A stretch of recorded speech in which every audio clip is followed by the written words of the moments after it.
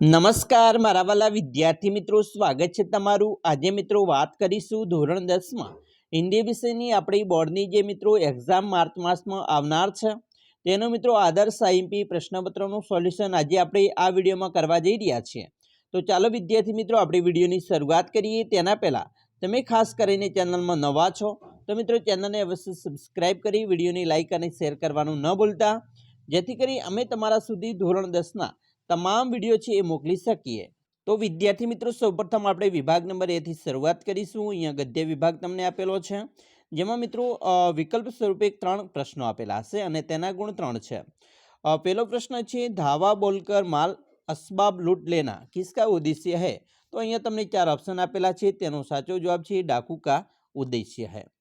બીજું છે, सदानंद का मन प्रसन्नता से नाच उठा क्योंकि क्योंकि मित्रों मारवाड़ी सेठ ने एल्बम खरीद लिया था।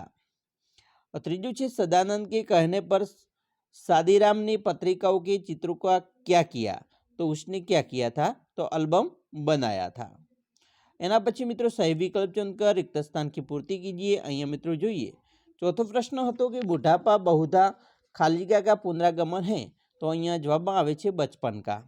छठू ची, कालिदास को राजकवि का सम्मान खालिया ग्रंथ के लिए मिला था? तो उसको ऋतु संवार के लिए मिला था। पांचमो छे, जॉन डंकन खालिया के निवास थे? तो वो स्कॉटलैंड के निवासी थे। एना पछी मित्रों वाक्यांश चुनकर पूरा वाक्य फिर से लिखिए। अहीं सातमो प्रश्न है, दंतुल को खेद था कि उसने कालिदास के साथ तो अशिष्टता का व्यवहार किया था। एना पछी आठमो छे, मनुष्य को अपनी निर्मित वस्तु से उतना भी ही प्यार और लगाव है जितना अपनी संतान से। और नवमो छे, यदि दंतुल कालिदास के क्षेत्र का निवासी होता तो वह क्या होता? हरिणों का शिकार न करता। एना पछी मित्रों एक वाक्य में जवाब आपवाना छे, जेनी अंदर जोईए। 10मो प्रश्न है, मानव प्रक्षेपण यंत्र किससे कहते हैं? तो मित्रों जिस यंत्र के द्वारा किसी व्यक्ति को एक स्थान से दूसरे स्थान को भेजा जाए उसे मानव प्रक्षेपण यंत्र कहते हैं। 11वां प्रश्न मित्रों है, बिस्मिल की माता का सबसे बड़ा आदेश क्या था? तो एनो जवाब लखी शकाय कि बिस्मिल की माता जी का सबसे बड़ा आदेश था कि बिस्मिल के द्वार किसी की प्राण हानि न हो। हवे जोईशुं अहींया मित्रों 2-3 वाक्य में उत्तर लिखने का है, जिसमें 12वां प्रश्न है, नंदन ने बिंदु से चोरी की बात किस प्रकार मालूम की?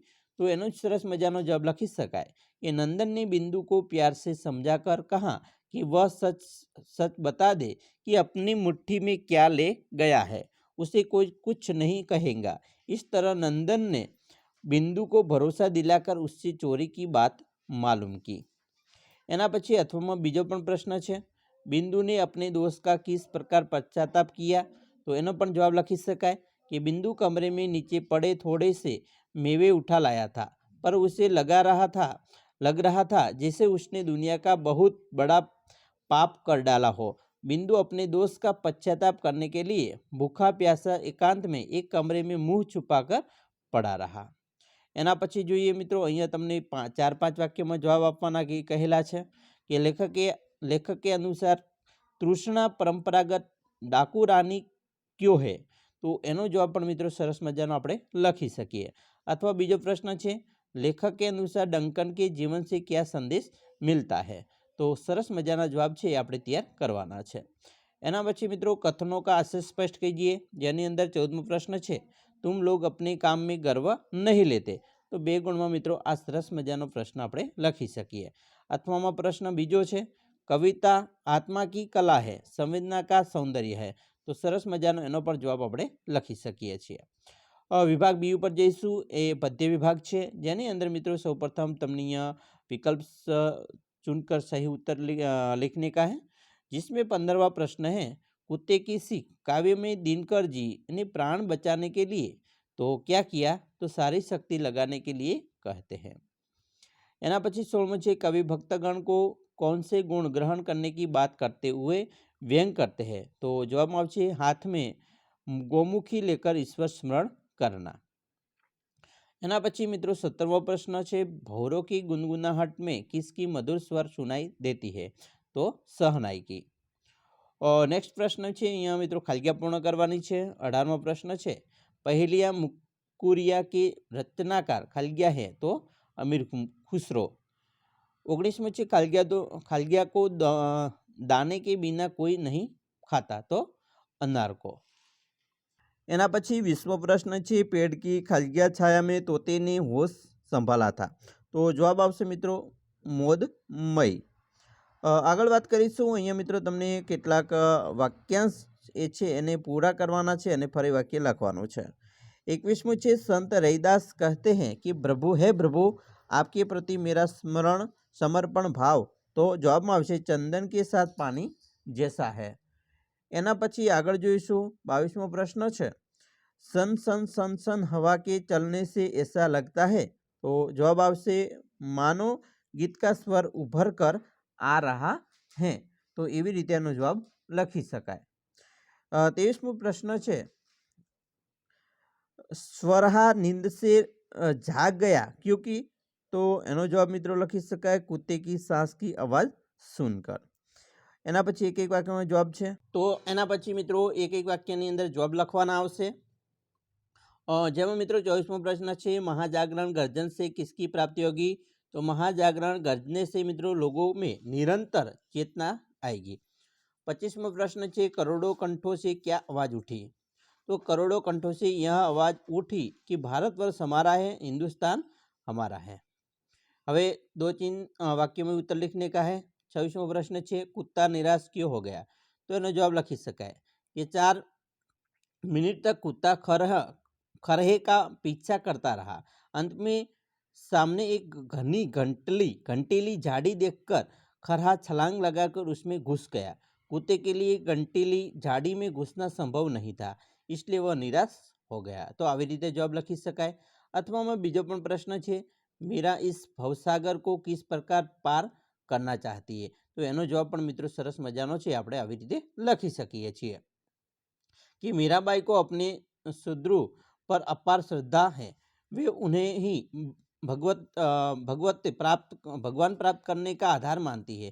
वे सत्य यानी सच्चाई की उस नाव पर बैठकर भवसागर पार करना चाहती है जिसकी खेवनहार उनके शत्रु होंगे. बराबर, એટલે કે ભગવાન હોંગે. હવે જોઈશું 4-5 વાક્યમાં ઉત્તર લખવાના છે. જેમાં મિત્રો 27મો પ્રશ્ન છે, ભારતवर्ष हमारा है वाक्य से क्या बोध मिलता है. तो भारतवर्ष में करोड़ों लोग मित्रों रहते हैं. भारतवर्ष के सभी लोग भारतवर्ष हमारा है का स्वर बुलंद करते हैं. यह स्वर धारा भारतवर्ष के लिए करोड़ों लोगों की है. बराबर. अथवा में बीजो प्रश्न है, ढोंगी साधु भक्तजनों को क्या उपदेश देते हैं. तो सरस मजानो जवाब ए पण लखी शकाय આવી રીતે. बराबर मित्रों. एना पछी मित्रों जोईशुं आगळ छे, आशय स्पष्ट कीजिए. पायो जी मैंने राम रतन धन पायो, वास्तु अमोलक दी मेरे सदगुरु कर कृपा अपनायो. बराबर. तो एनो पण जवाब मित्रों सरस मजानो 2 गुणमां आटलो लखी शकाय छे. एना अथवामां बीजो पण प्रश्न छे. बराबर. ए पण मित्रों पूछी शकाय एवो प्रश्न छे. आईएमपी छे એટલે तैयार एकवार वांची लेजो. विभाग सी ની વાત કરીશું. व्याकरण विभाग मोस्ट आईएमपी विभाग कहेवाय. पहलू छे कहावत. कहावत का अर्थ स्पष्ट कीजिए. दूध का दूध पानी का पानी यानी सच्चा न्याय करना. बराबर. एना पछी शब्द समूह के एक लिए शब्द वनस्पतियों की अध्ययन का शास्त्र यानी वनस्पति शास्त्र कहवाय. संधि को छोड़िए आशीर्वाद तो आशीह वत्ता वाद थाय. संधि को जोड़िए ग्रंथ वत्ता आलय तो ग्रंथालय थाय. एना पछी मुहावरे के अर्थवाक्य प्रयोग कीजिए. फिदा होना यानी आसक्त होना. श्री कृष्ण की मुरली पर सारा ब्रज फिदा हो गया. एना पछी विरोधी शब्द छे देवदूत तो शैतान, तपन तो ठंडक. एना पछी मित्रों पर्यायवाची शब्द छे झाड़ी तो झुरमुठ ने समुद्र तो सागर थाय. भाववाचक संज्ञा छे झपटना तो झपट, महंगी तो महंगाई. बराबर. આવી રીતે ભાવવાચક સંજ્ઞા લખી શકાય. વિશેષણ સંજ્ઞા પૂછી શકાય છે. પરિવાર તો પારિવારિક, ગૌરવ તો ગૌરવશાળી. કર્તૃવાચક સંજ્ઞામાં ખાના તો ખાવું અને અત્યાચાર તો અત્યાચારી. સમાજ પહેચાનીએ ચરણ કમલ તો કર્મધાર્ય અને કર્મનિષ્ઠ તો તત્પુરુષ સમાસ આવે છે.